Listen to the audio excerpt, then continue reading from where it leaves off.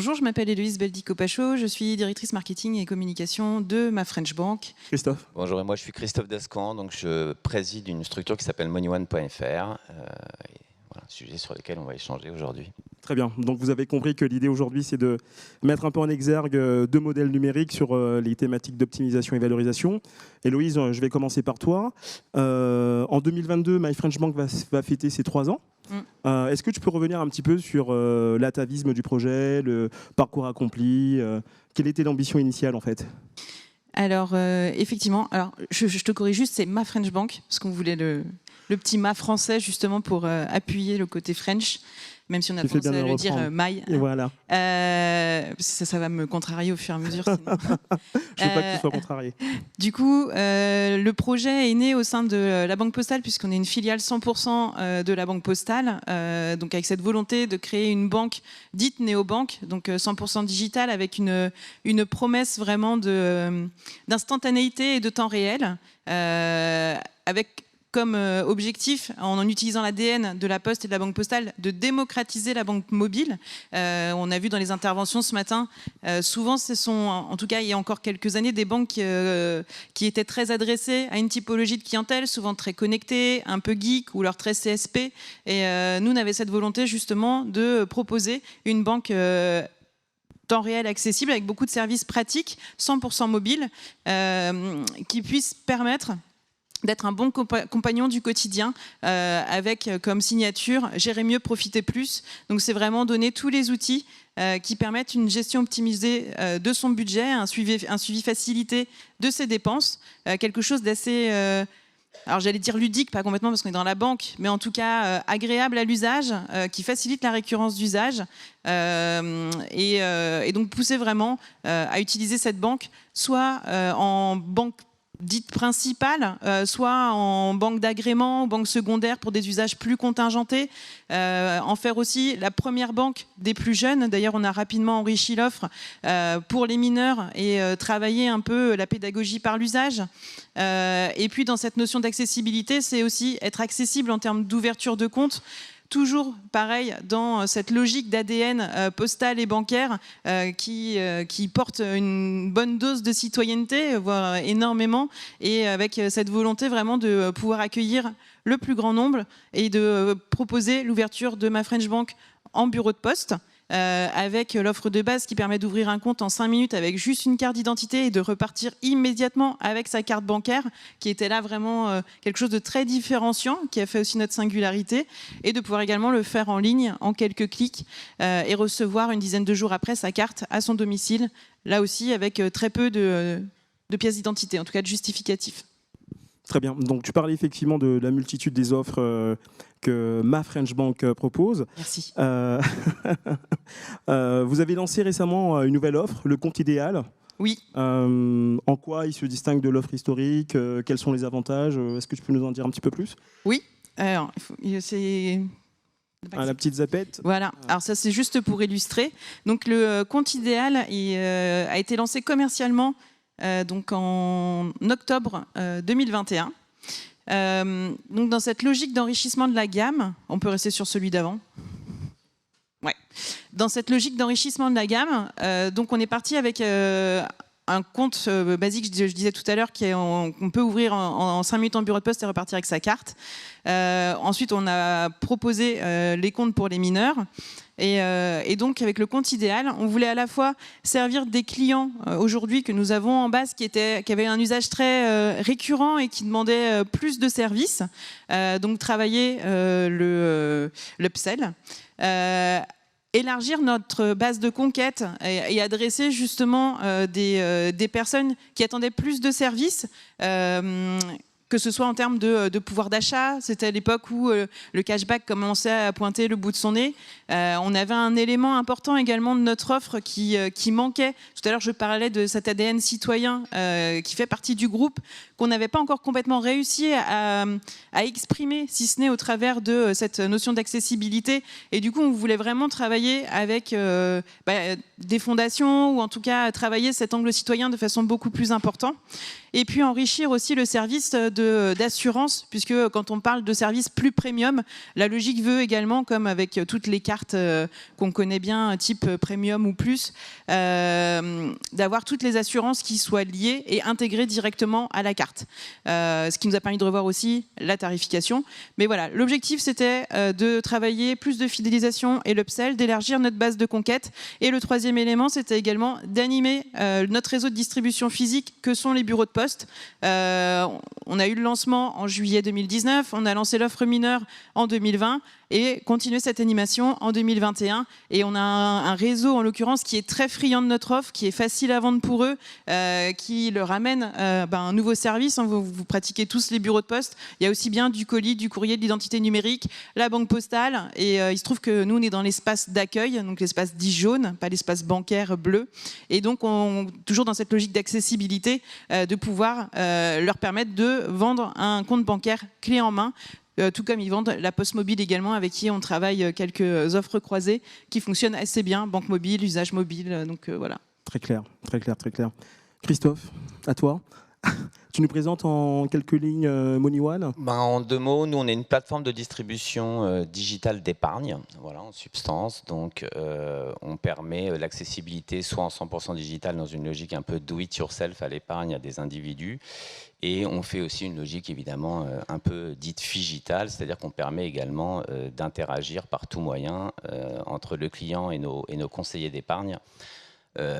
Visioconférence, webmail, jusqu'au rendez-vous physique si c'est nécessaire. Notre leitmotiv à nous et notre particularité, c'est qu'on cherche à démocratiser l'épargne, c'est-à-dire à faire en sorte que les 75% d'épargnants qui s'ignorent puissent accéder à l'épargne. Alors c'est qui les épargnants qui s'ignorent ? C'est ceux qui procrastinent. C'est ceux qui se disent que c'est pas pour eux, c'est ceux qui se disent qu'ils n'ont pas les moyens, qu'ils y comprennent rien, etc., etc. Et donc, pour faire ça, on utilise pas mal de techniques. La pédagogie, déjà, on transforme un jargon financier en un français intelligible. On met beaucoup d'outils et de services, outils d'aide à la décision, qui permettent d'appréhender le produit d'épargne de manière un peu plus ludique. Des services X ou Y.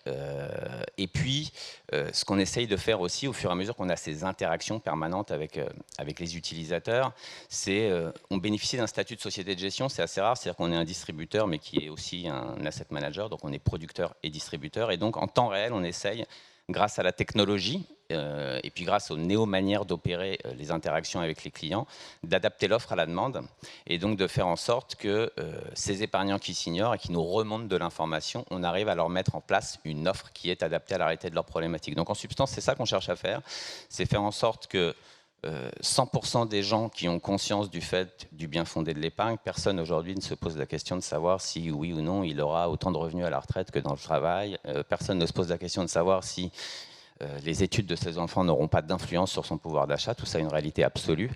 C'est juste qu'on ne le fait pas parce que, tu le disais, c'est pas complètement épicurien. On boit rarement le champagne quand on ouvre un contrat d'assurance vie, voilà, on le fait quand on achète une voiture.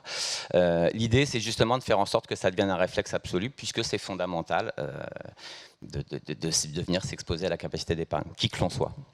Très bien. En 2021, vous avez lancé beaucoup d'innovations, notamment avec l'accès à la SCPI pour 20 € par mois, avec également la digitalisation totale d'un outil d'assurance. Est-ce que tu peux en dire un petit peu plus sur cette approche un peu, Ouais, un peu Netflix, un peu... Oui, ouais. complètement. Alors, ça correspond complètement à la réalité de ce qu'on vient de se dire. C'est-à-dire que dans cette notion de démocratisation de l'épargne, quand on veut toucher quelqu'un qui a 25 ans, qui est complètement, qui ne sait pas ce que c'est que la télé, faut être très clair, voire Internet, c'est presque has-been, on est dans quelque chose où on doit complètement, pour démocratiser l'épargne, mettre le pied à l'étrier des gens, leur permettre de se faire une culture. On a un vrai sujet de culture financière et d'épargne en France, pour plein de bonnes ou de mauvaises raisons.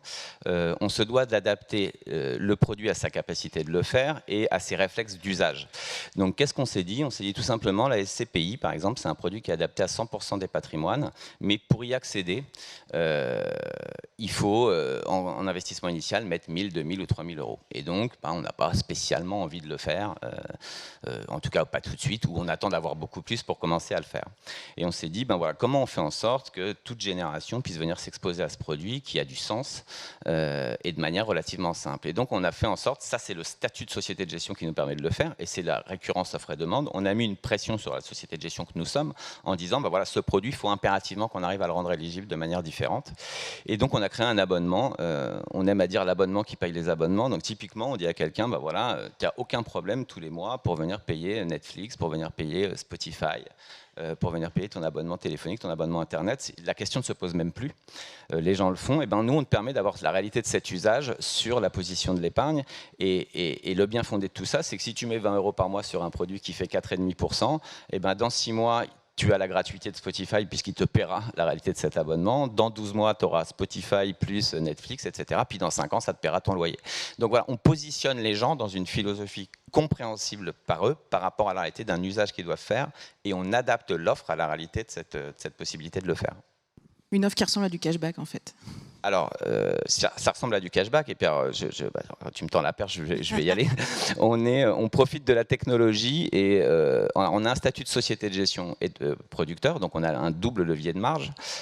Et ensuite, la technologie nous permet d'avoir une baisse assez radicale de nos coûts. On peut industrialiser un modèle de distribution. Et de cette manière-là, on a instauré dans cette volonté de positionner l'épargne comme un bien de consommation, comme un autre. Je consomme de l'épargne aujourd'hui pour une consommation épicurienne future. C'est vraiment comme ça qu'on le voit.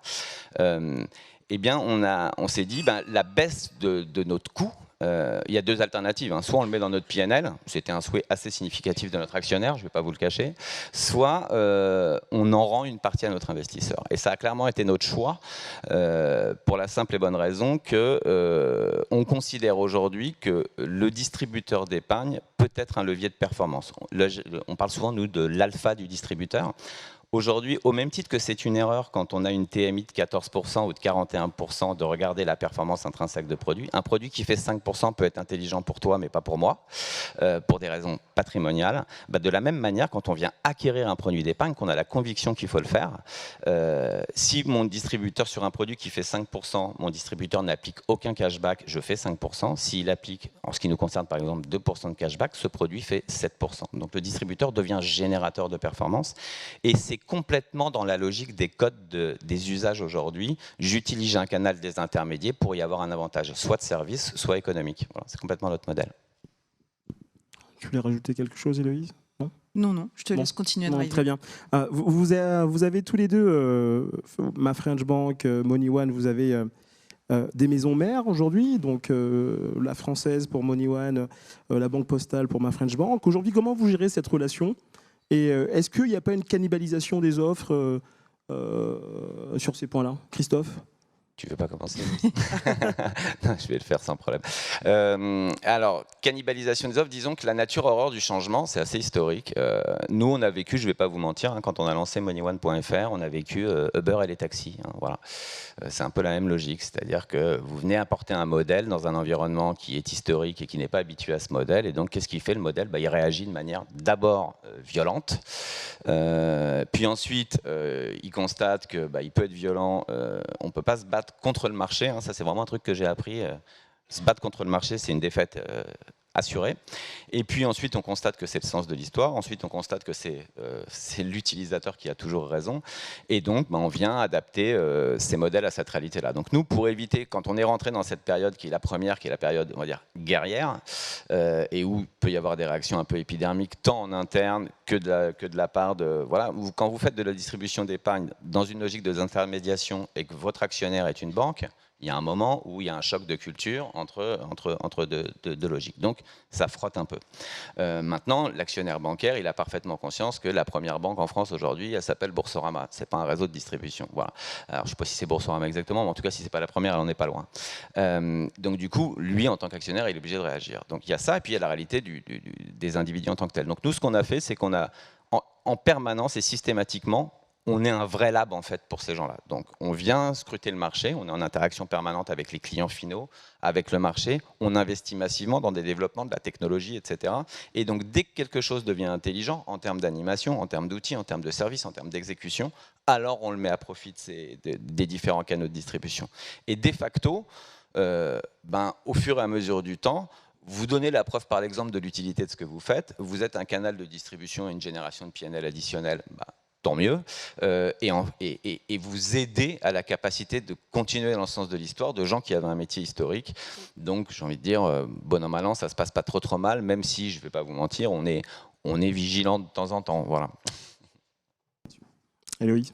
Alors de mon côté, le début de l'histoire n'est pas tout à fait le même puisque, comme je vous disais tout à l'heure, on a un lieu de distribution physique qui est le bureau de poste qui est partagé et les forces commerciales, ce sont les personnes en présence dans les bureaux de poste. Donc si on n'avait pas un positionnement clair et un langage commun avec l'offre de la Banque Postale, ça aurait été particulièrement compliqué pour eux et contre-productif commercialement. Donc c'était vraiment important qu'on ait ce positionnement qui soit clair entre nous et on a travaillé depuis le début, que ce soit avec les équipes marketing, avec les équipes de relations clients, l'IT, on a un IT commun avec celui de la Banque Postale, on a énormément d'assets qui sont des assets de la Banque Postale qui font partie de la digitalisation de la Banque Postale qu'on a utilisé, nous, au sein de notre offre également, que ce soit pour la monétique, la formule de crédit, on a travaillé également avec toutes les équipes assurances. Donc l'objectif, c'était vraiment de travailler en commun, en tout cas à utiliser les mêmes assets,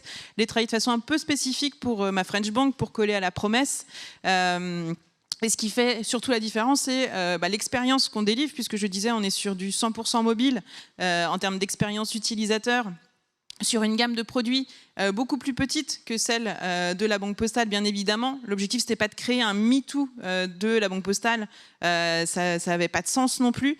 Donc on a travaillé pour arriver à cette complémentarité où nous, on était vraiment dans cette banque pratique du quotidien, banque secondaire, banque d'usage, dans laquelle on a intégré des services communautaires comme une cagnotte gratuite, comme du partage de dépenses entre amis, des services qui ont été développés par une entité de la Banque Postale d'ailleurs, et avoir du virement par SMS, dans toutes ces logiques très simples qui font la différence en termes de singularité et avec des grosses différences telles que on ne propose pas de découvert, on ne propose pas d'encaissement de chèque, on ne propose pas d'encaissement de cash non plus, ni d'émission de chèque d'ailleurs. Tout ça, la Banque Postale sait très bien le faire et répond à ces besoins-là. Et l'objectif, c'était vraiment qu'on construise quelque chose de singulier, de différent et qui puisse être complémentaire avec comme enjeux principaux, le premier c'était d'élargir la base de conquête, la possibilité de conquête de la Banque Postale et donc ma French Bank comme véhicule de conquête auprès de cibles plus connectées, plus jeunes. Et aujourd'hui, dans notre base de clientèle, on a 75% de nos clients qui n'ont pas de compte à la Banque Postale, donc on relève ce challenge quelque part de conquête. Le deuxième, c'était de multi-équiper des clients qui sont clients depuis longtemps à la Banque Postale, pour qui la Banque Postale est leur banque principale, mais qui commencent de plus en plus à se multi-bancariser. Vous l'avez vu dans les statistiques ce matin. Donc l'objectif, c'était d'avoir une réponse au sein du groupe pour leur permettre de se multi-bancariser au sein du groupe et pas aller chercher ces solutions digitales ailleurs. Et le dernier, c'est de réussir aussi à réactiver des clients dormants au sein de la Banque Postale, qui sont des clients qui sont multi-bancarisés et qui ont des usages plutôt ailleurs. Et donc cela, de réussir à les rendre plus actifs au sein de la Banque Postale pour, toujours dans cette logique d'approche groupe. Très clair, très bien. On comprend bien que les nouvelles technologies sont au cœur un petit peu de votre proposition de valeur ajoutée, que ce soit pour délivrer un conseil pertinent, que ce soit pour enrichir, adapter votre offre de service selon les profils et contextes d'usage. Aujourd'hui, quelle est la place de l'humain dans vos modèles, Héloïse ? Alors l'humain, il est vous l'aurez compris, dans l'entrée en relation, comme je l'évoquais tout à l'heure, puisque aujourd'hui on a un peu plus de 65% de nos entrées en relation qui se font en bureau de poste, le reste en digital. Donc l'humain, il prend quand même déjà une place importante dès le départ de la relation. Et toujours lié à notre ADN. Donc on a souhaité aussi dès le début avoir un service client qui soit basé à Lille, sur lequel on a investi dès le début pour avoir un service front to back d'ailleurs très performant, avec des bots qui viennent enrichir au fur et à mesure cette expérience pour la rendre encore plus efficace et soutenir et aider l'humain. Mais aujourd'hui, il y a 120 personnes à Lille, une partie sur le back-office et beaucoup aussi en front, qui répondent aux clients au téléphone, aux clients et aux prospects d'ailleurs, beaucoup en web callback, beaucoup sur les réseaux sociaux aussi. On en a formé toute une équipe qui répond de façon la plus instantanément possible en tout cas aux clients. Et pour compléter ce côté humain, il y a une présentation tout à l'heure de Personetics. On a intégré la solution Personetics pour avoir ce petit aussi coach qui va aider et dans la promesse de cette maîtrise budgétaire, pouvoir donner des conseils dans l'usage de l'app.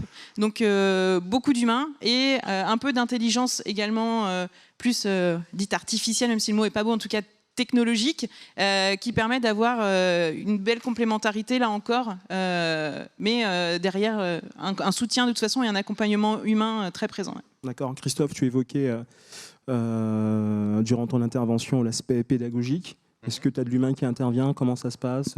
Bien sûr. Alors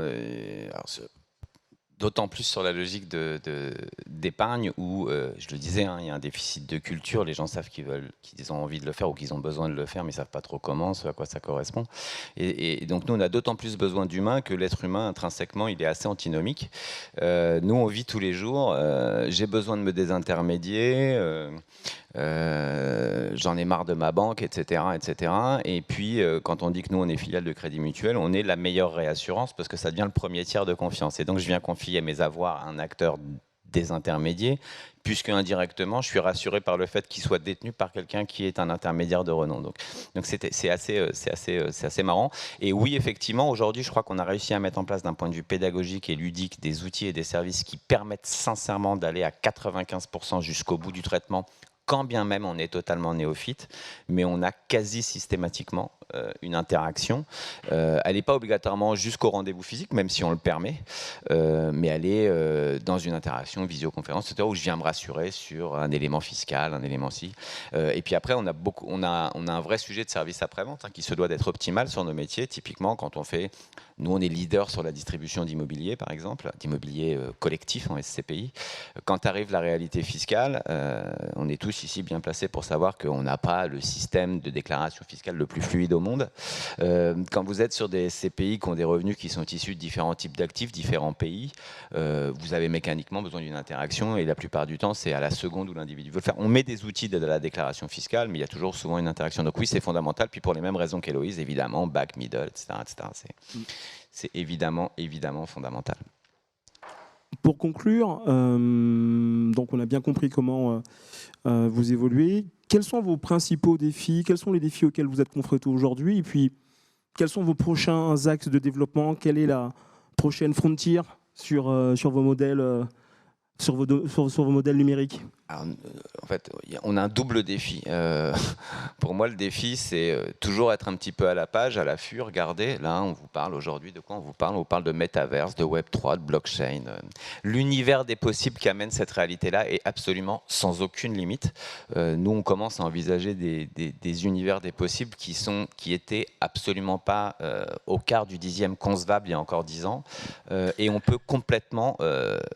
modifier la manière d'opérer la distribution d'épargne, l'accès à l'épargne et même les produits d'épargne eux-mêmes. C'est quelque chose qui est hyper passionnant et ça va être un vrai défi pour nous. C'est toujours de rester à la réalité de la page de ce qui se passe. Et le deuxième défi, notre deuxième challenge, c'est de ne pas vouloir tout faire en même temps et c'est de ne jamais être satisfait de ce qu'on fait puisqu'il y a toujours un truc qui 3 mois plus tard sera plus performant ou plus si. Donc c'est être à l'affût, vraiment étudier la réalité des brèches de la logique de disruption que vont créer toutes ces néo-technologies. Elles le font déjà et on utilise déjà ces brèches pour la disruption. On continue de le faire et d'avoir envie de le faire. Trouver des solutions qui sont originales et adaptées à une demande. Le tout en étant capable de prendre une décision et de s'y tenir. Voilà. Pour moi, c'est le vrai challenge. Ah ouais. De notre côté, il y a certes rester très vigilant par rapport aux évolutions technologiques et voir comment on pourra les intégrer au mieux, bien évidemment. Là, tu le disais en introduction, on va fêter nos 3 ans en juillet. On est sur le point de passer un volume de clients assez intéressant sur lequel on pourra communiquer. Et du coup, entre ces 3 ans d'expérience, ce volume de clients, on a fait depuis 1 an beaucoup de retours, de questionnaires clients, d'analyse des irritants aussi, au travers d'études NPS, etc. Et notre objectif, là, c'est de gommer au maximum les quelques irritants qu'on a pu identifier, d'aller au bout de notre promesse, donc d'aller un cran plus loin. On a été très frugal sur les 3 premières années. Je disais, on a sorti 1 offre par an. Là, c'est compliqué de garder ce rythme-là. Et là, on a vraiment besoin de poser ces acquis, de les renforcer et de s'assurer que nos clients vont rester nos clients, qu'on va pouvoir continuer cette dynamique, voire accélérer cette dynamique de conquête. Et un des prochains challenges, justement, c'est de faire de nos clients, qui sont pour la plupart très satisfaits et très actifs, des ambassadeurs, et notamment de proposer le parrainage pour, là aussi, dans cette logique de maîtrise des coûts, nous, de notre côté, de pouvoir travailler une acquisition, en tout cas des coûts d'acquisition un peu moindres, et le parrainage est quand même un très bon moyen de le faire. Donc voilà, c'est comment on arrive maintenant à rentrer dans un cercle vertueux qui nous permet de capitaliser sur tout ce qui a été mis en place, le renforcer la qualité, aller plus loin dans l'expérience et la promesse, en agrégeant, en renforçant certains services ou en les optimisant. Donc voilà, globalement, c'est pas waouh, mais c'est ça. C'est cohérent surtout. Ouais. Tout à fait. Des questions, Stéphane, on peut prendre des questions éventuellement? Oui, on va pouvoir en prendre. Moi, j'en avais une. Alors, j'avoue, j'ai pas pu assister aux 5-10 premières minutes. Je voulais savoir si on avait parlé de la montée en gamme, des comptes premium dans cette première partie. Si c'est le cas, ma question, c'est sur un peu comment on fait, quoi. Comment est-ce qu'on arrive à faire basculer des clients d'un compte, on va dire, normal à un compte premium, et c'est quoi la stratégie et comment on arrive à les convaincre, et c'est quoi la dynamique autour de ça, et est-ce qu'on arrive à capter directement des clients vers ces comptes premium? C'est quoi la mécanique marketing? Alors la mécanique, je ne saurais pas l'expliquer. J'avoue que c'est un truc assez magique. C'est que quand on a sorti l'offre, bien évidemment, on avait une offre de lancement. On avait les 6 premiers mois gratis, les 6 premiers mois gratuits, pardon. C'était la même offre en conquête qu'en upsell. On n'a pas privilégié une offre spécifique pour les clients existants. On a juste fait des pushes dans l'app et un peu de CRM avec des emails, etc. Des choses assez standards, on va dire. En poussant justement les 3 items que j'évoquais tout à l'heure, que ce soit l'engagement avec les fondations Good Planet et Break Poverty, avec lesquelles on a développé des cartes spécifiques qui sont très jolies. Donc travailler à la fois l'esthétisme et la partie offre, plus d'assurance. On s'adressait quand même à des clients qui étaient assez actifs, et toute cette partie cashback, bon d'achat, donc à fond sur le pouvoir d'achat, qui commençait déjà à être un élément clé dans les interrogations et en tout cas les inquiétudes des Français. Et on n'était pas parti sur un taux d'équipement, en tout cas d'upsell, aussi rapide sur les 3 premiers mois. Sur les 3 premiers mois de lancement, on a fait moitié de la souscription à cette nouvelle offre en upsell. Bon, après, c'était en un clic, c'était super rapide aussi. Donc là, le parcours, j'avoue qu'il y est pour beaucoup. Et puis, ça a continué. En tout cas, ça a vraiment permis d'accélérer notre rythme de conquête. Et on était parti sur 30% de la conquête qui soit faite avec ce nouveau compte. Et c'était le cas. Donc, on était vraiment... donc, c'est une bonne surprise en upsell. Et on était dans ce qu'on attendait en termes de conquête. C'est un bon complément. Merci Cyril, merci à vous deux. Merci.